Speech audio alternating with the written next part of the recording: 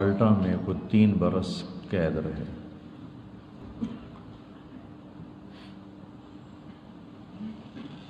ان کو یہ حضرات حج پر تھے، وہاں شریف مکہ نے پکڑ کے حوالے کیا۔ شیخ الہند صرف ان کو چاہیے تھی۔ ان 2 شاگردوں نے رضاکارانہ اپنی گرفتاری پیش کی کہ آپ ہمیں بھی گرفتار کریں، ہم اپنے استاد کے ساتھ رہنا چاہتے ہیں۔ تو انہوں نے کہا بھی صحیح کہ آپ دونوں ہمارے مطلوب نہیں ہو، وہ کہا ہیں یا نہیں ہیں، ہم نے ان کے ساتھ رہنا ہے۔ تو پھر 3 برس یہ حضرات وہاں مالٹا میں اسیر رہے۔ مالٹا اٹلی کے ساتھ ایک جزیرہ ہے، اب تو بہت خوبصورت ہے، اس وقت وہ سزا کے لیے وہاں بھیجا جاتا تھا۔ تو جب واپس آئے تو انہوں نے ارشاد فرمایا کہ میں نے 3 سال غور کرتا رہا کہ امت پر یہ زوال کیوں ہے اور امت دین سے دور کیوں ہے۔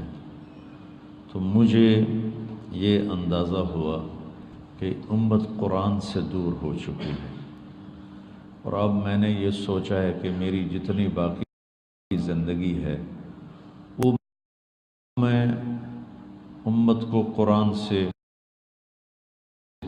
جوڑنے کے لیے لگا دوں گا۔ یہ الفاظ میرے ہیں، مفہوم ان کا ہے کہ جو اللہ نے مجھے باقی زندگی دی ہے میں وہ قرآن کی نشر و اشاعت پہ صرف کر دوں گا۔ تو پتہ نہیں مجھے کہاں سے اچانک یہ بات یاد آ گئی، چونکہ قرآن کا سلسلہ چل رہا ہے، کہ ہم جو اہل علم کہلاتے ہیں، اہل مدارس کہلاتے ہیں، ہم بھی قرآن سے ایسے جڑے ہوئے نہیں جیسے ہم فقہ سے جڑے ہوئے۔ تو قرآن کے مضامین سے ہم ناآشنا ہیں، قرآن کس لہجے میں بولتا ہے اس لہجے سے ناآشنا ہے، کہ قرآن کا حسن کیا ہے جس نے عرب کے پتھر دلوں کو پگھلا دیا، ہم اس سے ناآشنا ہیں۔ حالانکہ عربی پڑھنے کا مطلب تو یہ تھا کہ ہم صرف ترجمہ تک نہ پہنچتے بلکہ حسن قرآن اس تک پہنچتے۔ حضرت عمر کو پہلا جو جھٹکا لگا اسلام کا، وہ بہن کا واقعہ بات کا ہے۔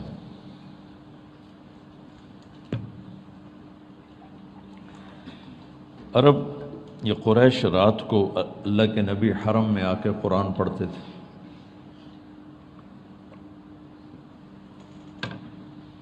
دائیں بائیں چھپ چھپا کے قریش آپ کا قرآن سنتے تھے، چونکہ ولید بن المغیرہ جیسے نے کہا تھا ان فیہ لحلاوہ وان علیہ لطلاوہ وان اسفلہ مغدق واعلاہ مثمر وانہ لیعلو ولا یعلی وانہ لیحطم ما تحتہ۔ کافر کے تبصرہ ہے، کیا کمال کر دیا۔ تو ایک دفعہ حضرت عمر رضی اللہ عنہ پردے کے پیچھے چھپ کے کھڑے ہوئے تھے اور اللہ کے نبی نفل پڑھ رہے تھے۔ تو آپ اس دن الحاقۃ ما الحاقۃ وما ادراک ما الحاقۃ کذبت ثمود وعاد بالقارعۃ فأما ثمود فأهلكوا بالطاغية وأما عاد فأهلكوا بريح صرصر عاتية سخر عليهم 7 ليال و8 أيام حسوما فترى القوم فيها صرعى كأنهم أعجاز نخل خاوية فهل ترى لهم من باقية وجاء فرعون ومن قبله والمؤتفكات بالخاطئة فعصوا رسول ربهم فأخذهم أخذة رابية إنا لما طغى الماء حملناكم في الجارية لنجعلها لكم تذكرة وتعيها أذن واعية فإذا نفخ في الصور نفخة واحدة۔ الفاظ کا ردم محسوس ہو رہا ہے، سبحان اللہ، اس میں موسیقی معلوم ہو رہی، کس طرح چناؤ ہے اور کس طرح ایک بہتا دریا ہے. وحملت الارض والجبال فدکتا دکتا واحدہ فیومئذ وقعت الواقعہ. حضرت عمر رضی اللہ عنہ مست ہوتے جا رہے ہیں. وانشقت السماء فهي يومئذ واهية والملك على أرجائها ويحمل عرش ربك فوقهم يومئذ ثمانية يومئذ تعرضون لا تخفى منكم خافية فأما من أوتي كتابه بيمينه فيقول هاؤم اقرءوا كتابي إني ظننت أني ملاق حسابي فهو في عيشة راضية في جنة عالية قطوفها دانية كلوا واشربوا هنيئا بما أسلفتم في الأيام الخالية وأما من أوتي كتابه بشماله فيقول يا ليتني لم أوت كتابي ولم أدر ما حسابي يا ليتها كانت القاضية ما أغنى عني مالي هلك عني سلطاني خذوه فغلوه ثم الجحيم صلوه ثم في سلسلة ذرعها 70 ذراعا فاسلكوه إنه كان لا يؤمن بالله العظيم ولا يحض على طعام المسكين فليس له اليوم هاهنا حميم ولا طعام إلا من غسلين لا يأكله إلا الخاطئون فلا أقسم بما تبصرون وما لا تبصرون. یہاں پہنچے تو عمر رضی اللہ عنہ دڑ ایسے کلام کی ہیبت، جو ذرا بھی ترجمہ نہیں سمجھتا، وہ الفاظ جس طرح آ رہے ہیں وہ دل کو ہلا دینے والے ہیں. ان کے منہ سے نکلا ما اشعرہ، کتنا بڑا شاعر ہے. اور وہ بیت اللہ کے پردے کے پیچھے چھپے ہوئے تھے اور اللہ کے نبی یوں وہاں کھڑے، تو ان کی زبان سے آہستہ سے ما اشعرہ.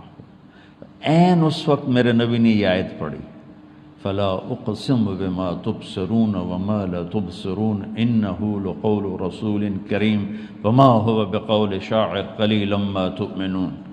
تو ایک دم حضرت عمر کے منہ سے نکلا ما اسحرہ، اوئی کتنا بڑا جادوگر اتنی دور سے میری بات کو سن لیا.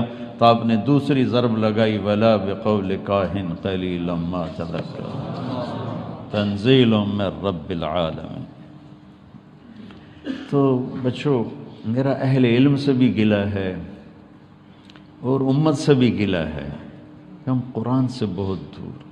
اہل علم صرف فقہ کے قریب ہیں اور قرآن ایک جیتا جاگتا پیغام ہے. شیخ الہند جو ہماری بنیاد ہیں، پہلے شاگرد محمود الحسن دیوبند کے، پہلے استاد محمود احمد اور پہلے شاگرد محمود الحسن، جنہوں نے 4 چاند لگا دیے دیوبند کو اپنی جہود، للہیت، اخلاص، منحنی، دبلے پتلے اور انگریز سے ٹکر لے کر کیا سے کیا کر دکھایا بابا.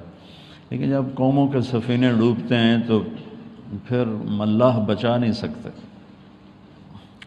ملاح کتنا ہی ماہر ہو، جب کشتی کے پھٹے ٹوٹ جائیں تو وہ کشتی کو کیا بچائے گی.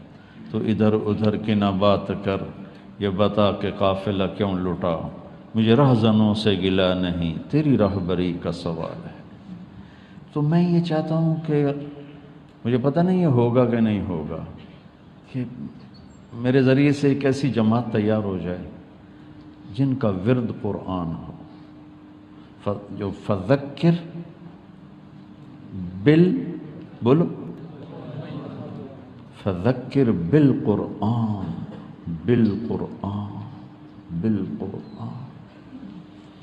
من یخاف وعید.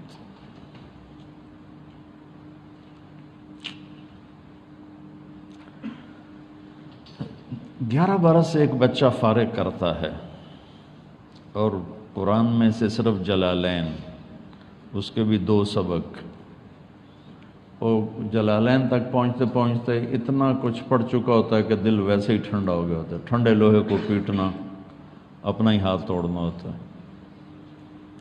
کیا کریں؟ میں اس سوچ میں ہوں کہ قرآن جیسے صحابہ کا ایمان بڑھا، وَإِذَا تُلِيَتْ عَلَيْهِمْ آيَاتُهُ زَادَتْهُمْ ایمانا، ایسے ہمارا بھی ایمان بڑھے، قرآن سنے تو ہمارے رونگٹے کھڑے ہوں، تقشعر منہ جلود الذین یخشون ربهم ثم تلین جلودهم وقلوبهم الی ذکر اللہ۔ ہمارے ساتھ ایسا کیوں نہیں ہوتا؟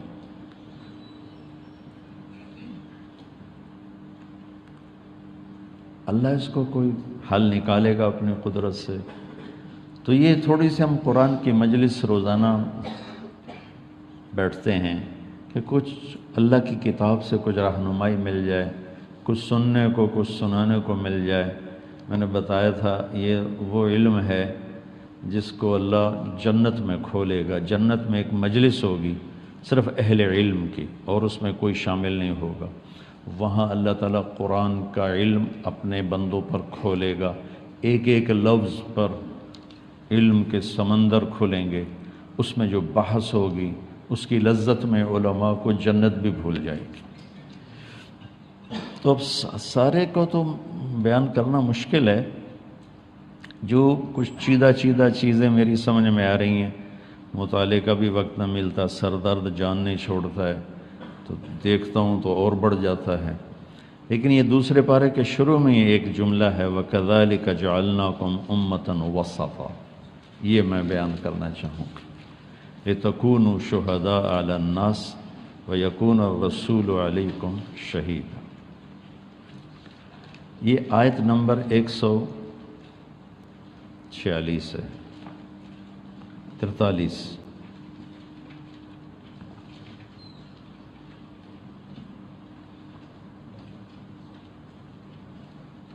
143 نمبر آیت۔ امتاً وسطا، درمیان والی امت، وسط درمیان، لیکن ترجمہ کرتے ہیں اعتدال والی امت۔ لیکن قرآن کا ایک معجزہ جو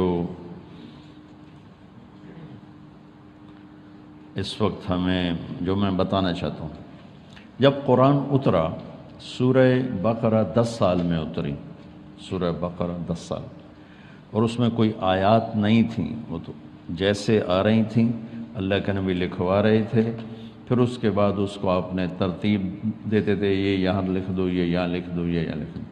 بعد کے علماء نے آیات، صورتیں، رکوع، زیر زبر، پیش، جزم، یہ ساری چیزیں قرآن کی خدمت بعد میں کی۔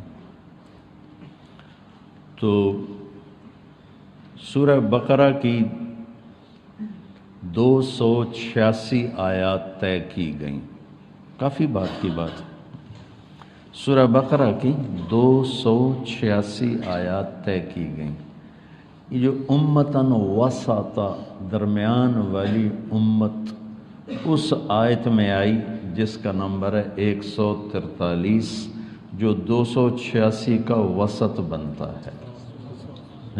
یہ سمجھ میں آئے کہ آیت میں لفظ وسط آیا ہے تو اللہ نے اسی لحاظ سے اس کو وہاں فٹ کروایا کہ آدھی سورہ بقرہ امتاً وسطا۔ یہ قرآن کا حسن، قرآن کا اعجاز اور قرآن کا سحر ہے جو سر چڑھ کے بولتا ہے۔ میں نے چند دن پہلے بتایا تھا، ہر چیلنج، دعویٰ ٹوٹا ہے، ایک چیلنج آج تک باقی ہے، فَأْتُوا بِسُورَةٍ مِّن مِّثْلِهِ، اس قرآن جیسی ایک صورت لے کے آ جاؤ۔ آج کل کمپیوٹر کتنا تیز ہے، ایک صورت ایسی بنا کے دکھا دو۔ آج تک اس کو کوئی چیلنج نہیں کر، قرآن پہ اعتراض ہیں، ایسا ہے، تکرار ہے، اپنی طرف سے لکھا ہے، لیکن اچھا چلو اپنی طرف سے لکھا، تم بھی لکھ کے دکھا دو، آج تک نہیں ہو سکا۔ بہت پہلے سے اس کی کوششیں شروع ہوئیں۔ عبداللہ بن مقفع ایک ایرانی ادیب تھا، عربی کا باپ تھا، عربوں سے بھی آگے۔ اسے لوگوں نے کہا تو قرآن کے مقابلے میں کلام تیار کر، تیرا گھر ہم سونے سے بھر دیں گے۔ اس نے 6 ماہ کی مہلت مانگی، 6 مہینے گھر سے باہر نہیں نکلا، 6 مہینے گھر سے باہر نہیں نکلا، وہ صرف لکھنے میں لگا رہا، لکھے پھاڑے، 6 ماہ بعد اس نے کہا یہ کلام قرآن کے مقابلے میں، ٹھیک ہو گیا۔ 6 ماہ کے بعد گھر سے باہر نکلا، یوں گلی میں سے گزرا، کھڑکی کھلی تھی اور ایک بچی قرآن سامنے رکھ کے پڑھ رہی تھی ادھر منہ کر کے۔ یہ یوں گزرا اور اس بچی نے پڑھا وَقِيلَ يَا أَرْضُ ابْلَعِي مَاءَكِ وَيَا سَمَاءُ أَقْلِعِي وَغِيضَ الْمَاءُ وَقُضِيَ الْأَمْرُ وَاسْتَوَتْ عَلَى الْجُودِيِّ وَقِيلَ بُعْدًا لِلْقَوْمِ الظَّالِمِينَ۔ یہ قرآن کی سب سے فصیح آیت ہے۔ قرآن سارا فصیح ہے لیکن قرآن کی سب سے فصیح آیت 19 الفاظ، قرآن سارا فصیح ہے لیکن قرآن کی سب سے فصیح آیت 19 الفاظ۔ لوگ دیکھ لیں، آپ کا جذبہ بھی جوان ہے، ہم تو بس اب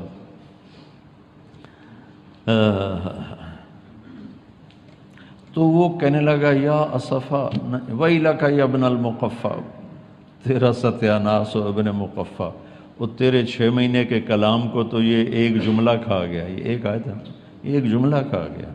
وہ تو سمجھتا تھا نا، واپس گیا اپنے کلام کو پھاڑ کے کلمہ پڑھ کے مسلمان ہو گیا۔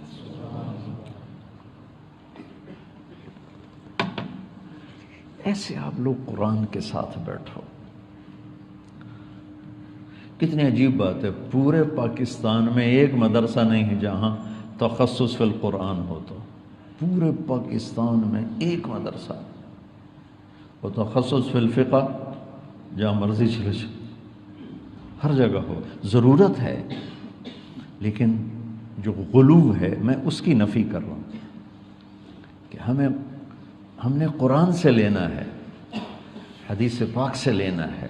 فقہ تو اس کا قانون ہے، وہ تو آخری درجے کی چیز ہے۔ فقہ کی عبارت اس وقت تک دلیل نہیں جب تک اس کے پیچھے قرآن اور حدیث نہ ہو۔ فقہی عبارت اس وقت حجت بنتی ہے جب اس کے پیچھے کوئی قرآن کی آیت ہو یا حدیث پاک ہو یا کم از کم قول صحابی ہو، ورنہ تو وہ اس کی کوئی حیثیت ہی کوئی۔ تو خیر، اللہ کہہ رہا ہے ہم نے تمہیں امت وسط بنایا، اعتدال والی امت۔ یہ عام ترجمہ ہے، میں اس کا ترجمہ کیا کرتا ہوں، ہم نے تمہیں امت واسطہ بنایا، چونکہ اس میں واسطہ کے لفظ کی بھی گنجائش ہے، اور یہ میرا اجتہاد نہیں ہے، یہ ابن جریر طبری نے اس کا یہ ترجمہ کیا ہے۔ میں نے جبوتی کے اجتماع میں عربی میں بیان کرتے ہوئے کہا کہ ہم امت وسطہ بمعنی واسطہ ہیں۔ کیا معنی واسطہ کا؟ کہ جیسے پہلے انبیاء اور ہمارے نبی اللہ اور بندوں کے درمیان واسطہ تھے اور لوگوں کو اللہ سے ملاتے تھے، جیسے اس موبائل کے ذریعے سے بہت سے لوگوں ہم سے جڑ گئے ہیں، تو یہ ہمارے درمیان واسطہ ہے۔ تو یہ تو انبیاء پہلے بندوں اور اللہ کے درمیان واسطہ، اللہ سے جوڑتے، اللہ سے ملاتے۔ قال یا قوم اعبدوا اللہ ما لکم من الہ غیرہ وَإِلَىٰ هُودَ أَخَاهُمْ صَالِحًا قَالَ يَا قَوْمِ اعْبُدُوا اللَّهَ مَا لَكُم مِّنْ إِلَٰهٍ غَيْرُهُ وَإِلَىٰ ثَمُودَ أَخَاهُمْ صَالِحًا قَالَ يَا قَوْمِ اعْبُدُوا اللَّهَ مَا لَكُم مِّنْ إِلَٰهٍ غَيْرُهُ، کہ ہر نبی اللہ سے ملاتا تھا۔ اب ہمارے نبی کے بعد کیا ہے؟ مَا كَانَ مُحَمَّدٌ أَبَا أَحَدٍ مِّن رِّجَالِكُمْ وَلَٰكِن رَّسُولَ اللَّهِ وَخَاتَمَ النَّبِيِّينَ وَكَانَ اللَّهُ بِكُلِّ شَيْءٍ عَلِيمًا۔ آپ تو آخری ہیں، اب کیا ہوگا؟ اب کون بندوں کو اللہ سے ملائے، کون واسطہ بنے گا؟ تو اللہ نے کہا كَذَلِكَ جَعَلْنَاكُمْ أُمَّةً وَسَطًا، ہم نے تمہیں امت واسطہ بنایا ہے۔ میں نے اس کو اس طرح بیان کیا۔ تو ایک عرب عالم بھی اور بڑے ادیب بھی، بڑے شاعر بھی، میرے بڑے اچھے دوست بھی، ڈاکٹر فوزی، اور غضب کے شاعر، ان کے میں اشعار سنایا کرتا ہوں۔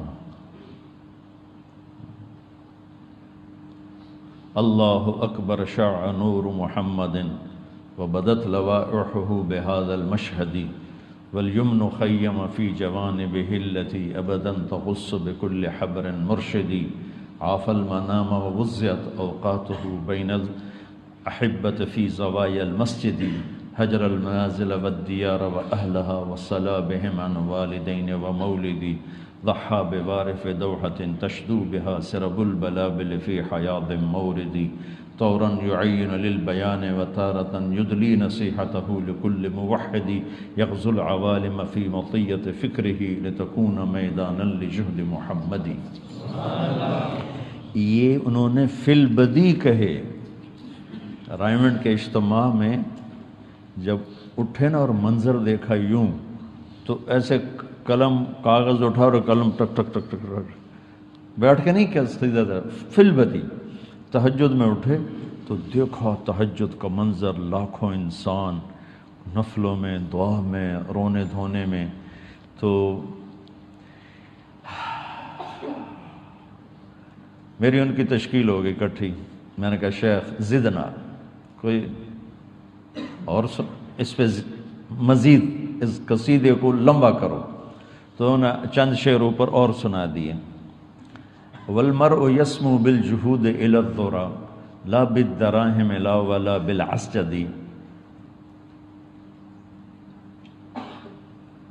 المرء يسمو بالجهود الى الذرى لا بالدراهم لا ولا بالعسجد. والله ينصر من يناصر دينه ويلوح طالعه بسعد الأسعد. وغدا يكون مع النبي وصحبه في ظل عيش بالنعيم السرمد.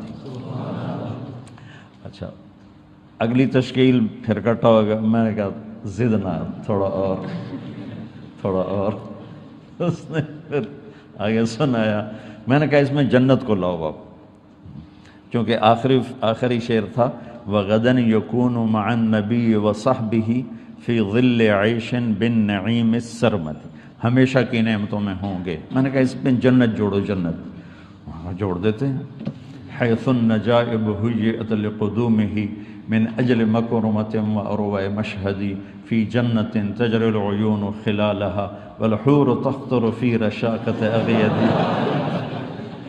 تختال فی حلل حرائر سندس استبرق وعصاور من عسجد والتاج يعلو فوق مفرق رأسها من لؤلؤ وجواهر وزمرد حتى إذا اقتربت إليه تبسمت بالغنج كالطفل الوليد المسهد فهناك غرت الطيور ورتلت لحن الخلود بكل غصن أملد.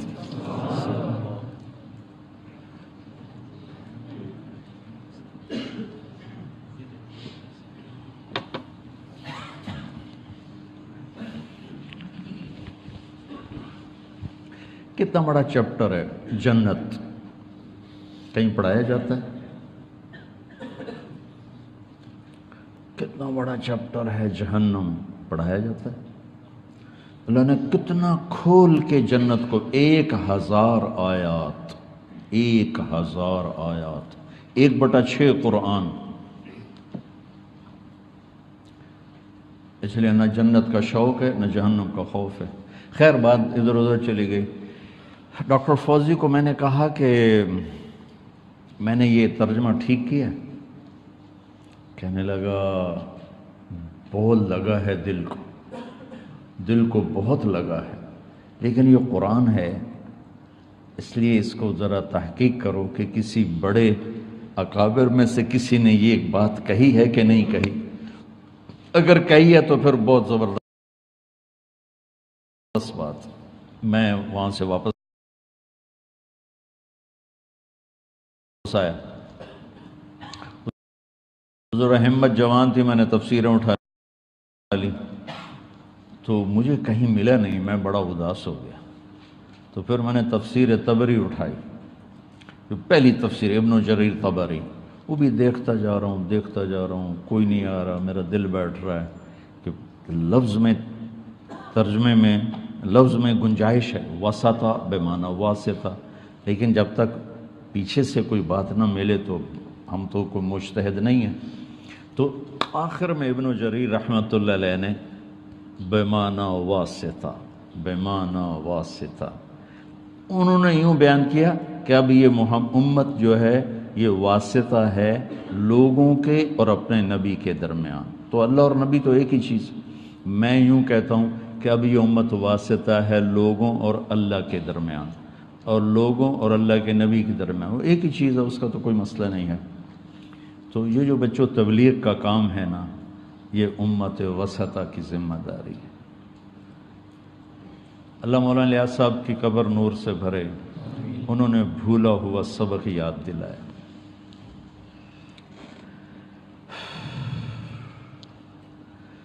امت بھول ہی گئی تھی کہ اللہ کا پیغام سنانا بھی ہمارے ذمے ہے. عبادات بس اس حد تک بہت بزرگی سمجھی جاتی تھی کہ بہت بڑے بزرگ ہیں، سارا دن نفل پڑھتے ہیں. بے شک بزرگی ہے، سارا سال روزہ رکھتے ہیں، بے شک بہت بڑی بات ہے. لیکن جو اللہ نے ہمیں وظیفہ بخشا امتاً وسطا، کس لیے بنایا ہے امت واسطہ؟ لتکونوا شہداء علی الناس، کہ تم لوگوں کو جا کر گواہی دو کہ اللہ ایک ہے، اس کی مان لو. اور ہماری گواہی سچی ہے یا جھوٹی ہے، گواہ کا سچا ہونا ضروری ہے. تو کتنے بڑی گواہی لائے کہ میرا نبی تم پہ گواہ ہے کہ تم سچے ہو. اللہ اکبر. ہماری صداقت پر ہمارے نبی کو گواہ بنا کے پیش کیا جا رہا ہے. وَيَكُونَ الرَّسُولُ عَلَيْكُمْ شَهِيدًا، وہ ہمارے اوپر گواہ ہیں کہ ہم سچ کہہ رہے ہیں. تو بچوں، میں یہ نہیں چاہتا ہوں کہ تم میرے پریشر میں تبلیغ میں جاؤ. میں یہ چاہتا ہوں کہ تم قرآن و سنت کو سمجھ کے اس کام میں جاؤ. اللہ تعالیٰ مولانا الیاس صاحب کے درجے بلند فرمائے. کتنا خوبصورت انہوں نے اس محنت کا تعارف کروایا، فرقہ واریت سے ہٹ کر اور اختلافی مسائل سے ہٹ کر، نفرتوں کے مضامین سے ہٹ کر، سب کو جوڑنے کے لیے خود چل. اس وقت کے علماء فرماتے یہ تو علم کی توہین ہو رہی ہے کہ فساق کے پاس جاتے ہیں، فجار کے پاس جاتے ہیں. اور مولانا الیاس صاحب فرماتے اس توہین میں میری عزت ہو رہی ہے. انبیاء، اچھا آج کا عجیب ماحول بن گیا، جو لوگ دین سے دور ہم ان سے ملنا ہی پسند نہیں کرتے. اور نبی کس کے لیے آتے ہیں جی؟ نبی نافرمانوں کے لیے تو آتا ہے. 4000 نبی بگڑے مسلمانوں کے لیے آئے. بنو اسرائیل میں 4000 نبی بگڑے مسلمانوں کے لیے آئے، اور 1,20,000 وہ کفار کے لیے آئے. اس میں 4000 جو موسیٰ علیہ السلام سے سلسلہ چلا ہے، جب مسلمان بگڑ جاتے تھے اللہ نبی بھیجتا تھا. یعنی اس وقت بنو اسرائیل مسلمان تھے. تو میرے عزیزو، اس تبلیغ کو نا کچھ جماعت نہ سمجھو، فریضہ سمجھو. امتاً وسطا، ہم امت واسطہ ہیں اللہ اور بندوں کے درمیان. ہم نے اللہ کے پیغام کو پہنچانا ہے. مدتوں بعد یہ مفتی زین العابدین صاحب رحمۃ اللہ علیہ خود سنایا، اور میں نے سنا کہ یہ امرتسر میں بڑے خطیب تھے، بڑے مقرر تھے. تو ان کو پتہ چلا کہ اس طرح ایک کوئی مولوی صاحب تبلیغ کی بات کرتے ہیں. وہ دہلی گئے ہوئے تھے تو وہاں چلے گئے. تو فرمانے لگے، مولانا الیاس صاحب مجھ سے کہنے لگے مولوی صاحب تبلیغ کیا کرو. میں نے کہا جی میں تبلیغ کرتا ہوں. وہ چپ ہو گئے. تھوڑی دیر کے بعد مجھ سے پوچھا امرتسر سے لوگ کہاں جاتے ہیں تجارت کے لیے؟ کہا جی لاہور جاتے ہیں، کلکتہ جاتے ہیں، دلی آتے ہیں، بمبئی جاتے ہیں. ان کو کرایہ کون دیتا ہے؟ کہا جی ان کا وہ خود کرایہ خرچ کرتے. ان کے روٹی پانی کا انتظام کون کرتا ہے؟ کہا جی وہ خود کرتے ہیں. تو مولانا الیاس صاحب نے کہا مولوی صاحب میں کہتا ہوں ایسی تبلیغ کرو. چونکہ اس وقت خطابت میں کیا ہوتا تھا، آنے جانے کا خرچہ، اکثر خطیب تو بیچارے غریب ہوتے تھے تو کہاں سے ہر جگہ سے پیسے ان کی جیب میں ہوتے، بھی خرچہ بھی برداشت کرتے اور تقریر بھی کرتے. تو مفتی صاحب کا بھی یہی دستور تھا، بھی آنا جانا، خرچہ وغیرہ لینا، یہ سب کچھ. تو کہنے لگے میں سوچ میں پڑ گیا کہ یہ کیا کہہ گیا کہ میں کہتا ہوں ایسی تبلیغ کرو کہ اپنی جیب سے خرچ کرو. کہ پھر میں رہا اور واپس آ گیا. شام کو میرا پتہ کیا کہ وہ کدھر ایک نوجوان آئے تھے، کہا جو تو چلے گئے، کہا آدمی آتا ہے ضائع کر دیتے ہو۔ پھر ایک جماعت بنا کے بھیجی میرے پاس امرتسر کہ آپ کو مولانا الیاس صاحب بلا رہے ہیں۔ مولانا الیاس صاحب رحمۃ اللہ علیہ نے اپنی جان اپنے مال، اپنی جان اپنا مال، اور ایک پرانا سبق، تم مولوی میں تو غصہ بہت ہوتا ہے۔ وہ جو گورنمنٹ کالج لاہور میں جس نے مجھے تبلیغ میں لگایا، بچوں میں نے اس سے ننگی گالیاں دے کر اور دھکے دے کر کمرے سے نکالی اور ساتھ دھمکی دی، آئندہ تو میرے پاس ہے میں تیری ٹانگیں توڑ دوں گا۔ تو نے کیا مذاق بنایا ہوا ہے، ہر چوتھے دن منہ اٹھا کے آ جاتے ہو۔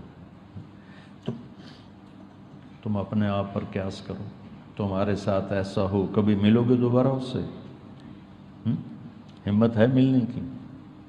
اور وہ ہمارا سینئر تھا، ایم ایس سی کر رہا تھا، ہمارا فرسٹ ایئر، اس کا ایم ایس سی، اور وہ پورے کالج میں ٹاپ کرتا تھا، گولڈ میڈل لیتا تھا، اور چوتھے دن پھر آ کے وہ سلام کر رہا تھا۔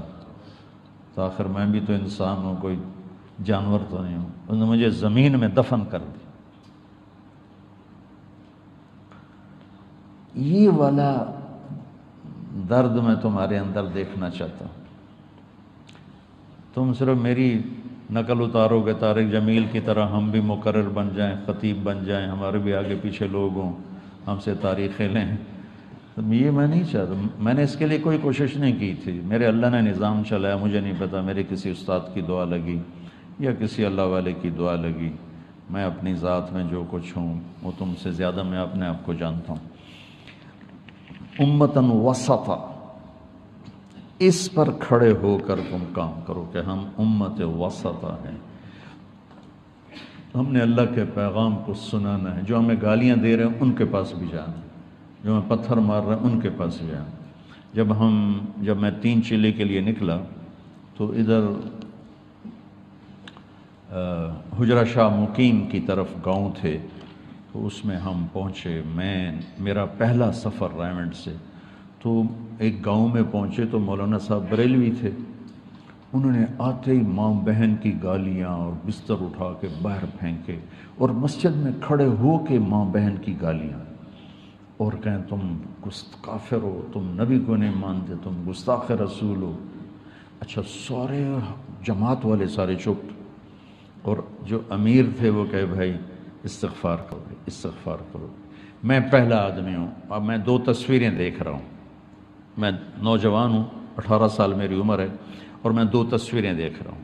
ایک تصویر دیکھ رہا ہوں کہ ایک شخص عالم کا دعویٰ کر کے ماں بہن کی گالیاں دے رہا ہے، جو ایک عام شریف آدمی بھی نہیں دے سکتا، اور پردیسیوں کو کہہ رہا ہے چلو چلو تمہارا اختلاف ہے تو کہہ دو تم نکل جاؤ، نہیں، بڑی بڑی گالیاں، غلیظ۔ اور ادھر جو تصویر نظر آ رہی ہے وہ چپ توبہ کر رہے ہیں، استغفار کر رہے ہیں، ذکر کر رہے ہیں۔ مجھے کچھ نہیں پتا دلائل کیا ہیں، میں نے صرف اس جماعت کے صبر کو دیکھ کر کہا یہ لوگ سچے ہیں، یہ جھوٹا ہے، کہ حق والے یوں گالیاں نہیں دیتے۔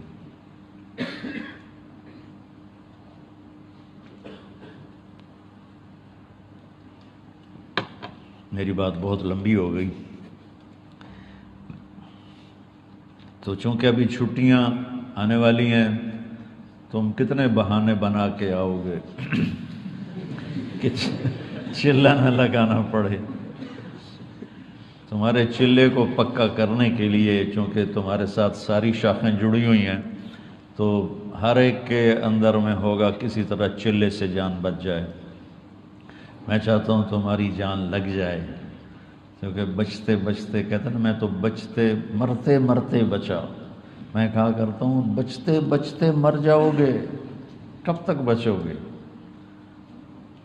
مرتے مرتے بچا، اور بچتے بچتے مر جائیں کب؟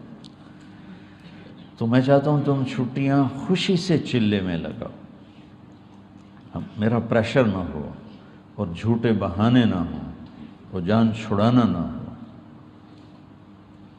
ہمارا ایک ساتھی تھا، وہ سارا سال پیسے جمع کرتا رہا چلے کے لیے، غریب تھا، بہت غریب، این موقع پہ کوئی ایسی مصیبت اس پر آئی، وہ جتنا جمع پونجی تھی ساری خرچ ہو گئی، تو وہ رائمنڈ سے چلا گیا لاہور، اور ایک سڑک بن رہی تھی وہاں، ایک ہفتہ مزدوری کرتا رہا، اور اس مزدوری سے جو پیسے ملے اس کو چلہ 200-400 میں لگ جاتا تھا، تو اس سے اس نے آ کے چلہ لگایا۔ جس کا ارادہ ہوتا ہے وہ یوں بھی کر لیتا ہے۔ اس نے سب کچھ کرنے کے بعد مجھے بتایا کہ میں تم پتہ میں نے چلہ کیسے لگایا؟ میں پیسے تو میرے لگ گئے تھے، میں پھر لاہور گیا، وہاں میں نے مزدوری کی، وہاں سے جو پیسہ ملا اس سے میں نے چلہ لگایا۔ تو ایک دو مضامین اور بیان کرنے تھے، لیکن اب اسی میں ہی زیادہ وقت لگ گیا، اور ضرورت بھی اس کی تھی کہ میں چاہتا ہوں تمہارے چلے خوشی سے لگیں۔ لگاؤ گے نا؟ بہانہ بنانے تو نہیں ہوگے نا؟ ہاں، ورنہ تو تمہارا اور اللہ کا معاملہ ہے۔ ہم اسکول پڑھتے تھے نا جب، تو پڑھنے کا تو شوق تھا نہیں، سب ذمہ داروں کے بیٹے، ہم سب، کوئی تقریباً 99% ہم ذمہ داروں کے بیٹے، اور کسی کو شوق نہیں۔ اور جو 2-4 لڑکے تھے اس طرح متوسط گھرانوں سے، وہ پڑھتے تھے بہت زیادہ، ہم نہیں پڑھتے۔ تو ایک تھا میلسی کا کھچی محمد خان اور میں، ہم دونوں نے نا پیٹ میں درد کر لیا اور چھٹی کرنے کے لیے کہ بھائی اسکول نہ جائیں۔ تو میں تھوڑا عقل مند تھا، وہ ذرا بالکل ہی بدھو تھا، میں نے وہ کچن سے راکھ لے کر آیا اور اس پر تھوڑا پانی ڈالا، تھوڑی تھوکیں ڈالی الٹی کا نمونہ بنانے کے لیے کہ مجھے الٹی آئی۔ ہمارا جو سورنڈنٹ تھا نا وہ بڑا سخت تھا، بہت مارتا تھا۔ تو ہم دونوں نے نا بیماری کا بہانہ بنا کے چھٹی کر لی۔ اچھا، اب ہم گپے مار رہے تھے، جب لڑکے چلے، پہلے ہم ہوں کرتے رہے، جب لڑکے چلے گئے، ہم رضائیاں، سردیوں کا زمانہ تھا، ہم رضائی پھینک کے گپیں شروع کر دی۔ کافی دیر ہم گپے مارتے رہے۔ میری چھٹی حص نے کہا کہ لگتا ہے اب ناظم صاحب آئیں گے چکر لگانے، وارڈن، تمہارے یہاں ناظم ہوتا ہے تو وارڈن صاحب چکر لگانے آئیں گے، تو کہیں ہم موقع پہ پکڑے نہ جائیں۔ تو میں نے تو رضائی اوپر لی اور لیٹ گیا، اور وہ جو تھا نا اس نے دیکھا میں باتیں بند کر دی ہیں، وہ بھی رضائی اوپر لے کر لیٹ گیا۔ تھوڑی دیر تو لیٹا رہا، پھر اس نے گانے شروع کر دیے۔ تو وہ گانا گا رہا، گلاں دل دیاں دل وچ رہ گئیاں، شمع پہ گئیاں، زور سے، اس کو پتا کوئی بھی نہیں۔ طالب صاحب اندر آ گئے، میرے اوپر بھی رضائی، اس کے اوپر بھی رضائی، اب وہ گلاں دل دیاں دل وچ رہ گئیاں، شمع پہ گئیاں، اور اوپر سے طالب صاحب نے رضائی ہٹائی، وہ شمع پہ۔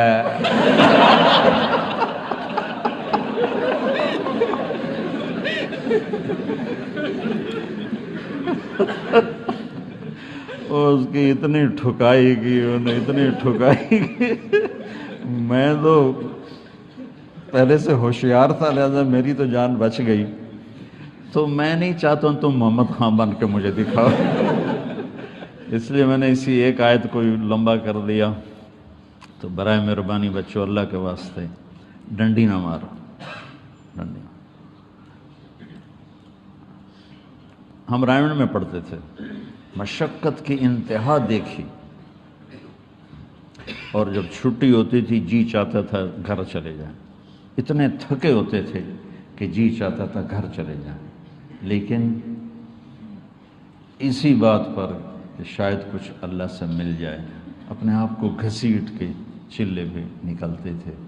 تو یہ آیت چونکہ تمہارے چھٹی کی مناسبت سے تھی، اس لیے میں نے تھوڑا سا اس کو تفصیل سے بیان کر دیا کہ تمہارے اندر امت پناہ ہو، امت پناہ کیا؟ دیکھو، ہم اہل السنت والجماعت کی جو تعبیر علماء دیوبند نے کی، ہم اس پہ راضی ہیں۔ وہ بنیان کی طرح ہے جو جسم کے ساتھ، یہ جو کرتا ہم نے پہنا ہے نا، یہ امت پنے کا ہے کہ ہم امت ہیں، اور امت ہونے کے ناطے تمام مکاتب فکر کے مسلمانوں کو ہم گلی سے لیں۔ وہ ہمیں گالیاں دیں، ہم اس کو نظر انداز کریں گے، وہ ہمیں پتھر ماریں، ہمارے اوپر کفر کے فتوے لگائیں، جو مرضی کریں، ہماری طرف سے سوائے کلمہ خیر کے اور کچھ نہیں ہونا چاہیے. تمہارے اندر امت پنا آئے اور علم تمہارا راسخ ہو، لیکن مزاج تمہارا انبیاء والا ہو کہ نافرمانی کو دیکھ کر تم تڑپ جاؤ کہ یا اللہ اس کو میں یہاں سے کیسے نکالوں، اور یہ اس گمراہی سے نکل کر جنت کے راستے پر کیسے چل پڑے. تو اس کے لیے محبت دینی پڑتی ہے، اندر سے محبت دینی پڑتی ہے، چونکہ محبت ایک ایسی تقریر ہے جو الفاظ کے بغیر دلوں کو پکڑ لیتی. تو اس لیے بچوں امت وسط بننا ہے، امت واسطہ بننا ہے. ہم نے لوگوں کو اللہ سے ملانا ہے اور صلہ اللہ سے لینا ہے. نہ لوگوں سے واہ واہ چاہیے، نہ لوگوں سے زر چاہیے، نہ مال چاہیے. لوگوں کو اللہ سے ملا کر صلہ اللہ سے لینا ہے، اور اپنی ضرورت حاجت اللہ کے سامنے. نماز پڑھنا سیکھ لو، مصلی بچھاؤ گے راستے کھلیں گے، اللہ سے مانگو گے راستے کھلیں گے.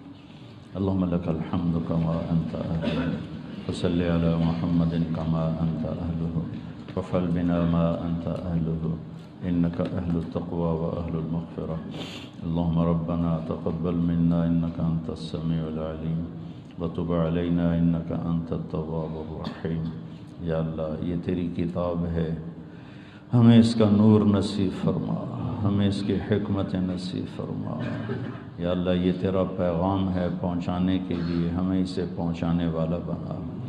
یا اللہ تو اس کی تعلیمات ہماری زندگی میں اتار دے، ان بچوں میں اتار دے، اہل مدارس میں، اہل خانقاہ میں، تمام مکاتب فکر میں، اور پوری امت کے تمام طبقات، افراد، مرد عورت، سب چلتا پھرتا قرآن بنا دے. اسے پڑھنے والا بنا، اسے سمجھنے والا بنا، اس پہ عمل والا بنا.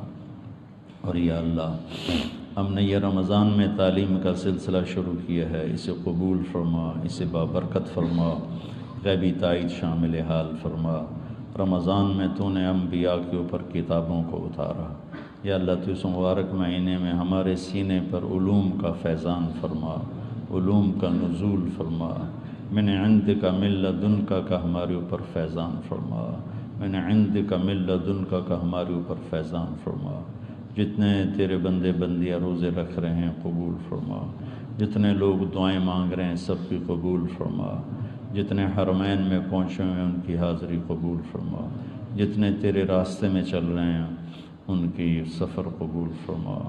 یا اللہ اور ان سارے بچوں کو یہ ہمارا سرمایہ ہے، ہمارا ذخیرہ آخرت ہے. انہیں پھلدار سایہ دار درخت بنا، انہیں امت میں مثبت کردار ادا کرنے والا بنا، انہیں اب پیغام حق سنانے والا بنا، نبوت والے جذبے کے ساتھ، نبوت والے اخلاق کے ساتھ، نبوت والے طرز پر ان کی زندگی کو قائم فرما. ان سب بچوں کے طفیل ہمیں بھی قبول فرما. وصلی اللہ تعالی نبی